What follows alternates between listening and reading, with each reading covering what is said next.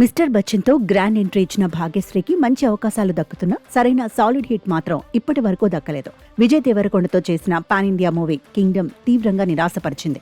ఆ తర్వాత దుల్కర్ సల్మాన్తో చేసిన కాంత తమిళంలో యావరేజ్ అనిపించుకున్నా తెలుగులో మాత్రం డిజాస్టర్గా మిగిలిపోయింది. అయితే ఫైనల్గా భాగ్యశ్రీ ఎదురుచూపులకు తెరపడిందనే చెప్పాలి. రామ్ పోతినేనికి జోడీగా ఆమె నటించిన ఆంధ్ర కింగ్ తాలూకా సినిమాకు పాజిటివ్ టాక్ వినిపిస్తోంది. రిలీజ్ అయిన రివ్యూలలో అధిక శాతం ఒకసారి చూడొచ్చు అని రికమెండ్ చేశాయి. మార్నింగ్ షోస్ కొంచెం స్లోగా ఉన్నా సాయంత్రం అయ్యేసరికి ఆక్యుపెన్సీలు బాగా పెరిగాయి. రామ్ ఫ్యాన్స్ అయితే ఫుల్ హ్యాపీ.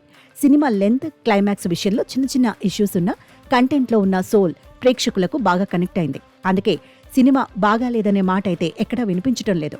ఈ మాత్రం పాజిటివ్ రెస్పాన్స్ ఉంటే బాక్సాఫీస్ వసూళ్లు పెరగడానికి డెఫినెట్గా హెల్ప్ అవుతుంది.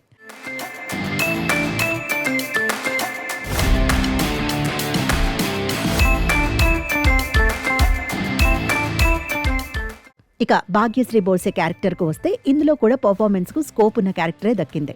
దర్శకుడు మహేష్ బాబు ఆమెను చాలా పద్ధతిగా పెద్ద కుటుంబం అమ్మాయిలా చూపించారు. ఒక్క ఇంచు కూడా గ్లామర్ షో చేయనివ్వలేదు.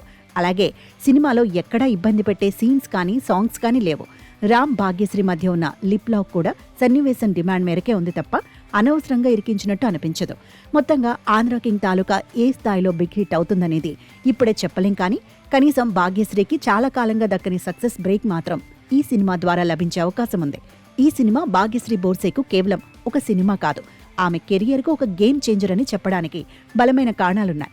ప్రస్తుతం తెలుగు చిత్ర పరిశ్రమలో హీరోయిన్ల కొరత స్పష్టంగా కనిపిస్తోంది. యంగ్ బ్యూటీ శ్రీలీల దృష్టి ఎక్కువగా బాలీవుడ్ వైపు మళ్లుతోంది.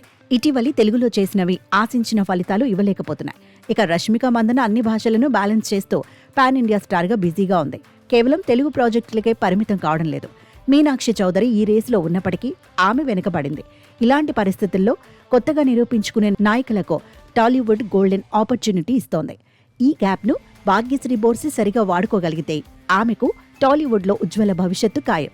ఆంధ్ర కింగ్ తాలూకా ఆమె కెరియర్కు బలమైన పునాదిగా మొదటి మెట్టుగా నిలిచేలా కనిపిస్తోంది. ఆంధ్ర కింగ్ తాలూకా హిట్గా నిలవడం వరకు ఓకే, కానీ ఆమె తదుపరి ఆఫర్లు, రెమ్యునరేషన్ పెరగడం అనేది కేవలం హిట్ అనే ట్యాగ్ పై మాత్రమే కాదు. ఆ విజయం ఎంత పెద్ద స్థాయిలో ఉంది, వసూళ్ల పరంగా ఎంత రికార్డ్ సృష్టించింది అనే దాన్ని బట్టి ఆమె భవిష్యత్తు ప్రయాణం ఆధారపడి ఉంటుంది. ఈ సినిమా కనుక బిగ్గెస్ట్ హిట్ అయితే భాగ్యశ్రీ బోర్సే టాలీవుడ్ స్టార్ హీరోయిన్ల లిస్టులో చేరిపోవడం ఖాయం.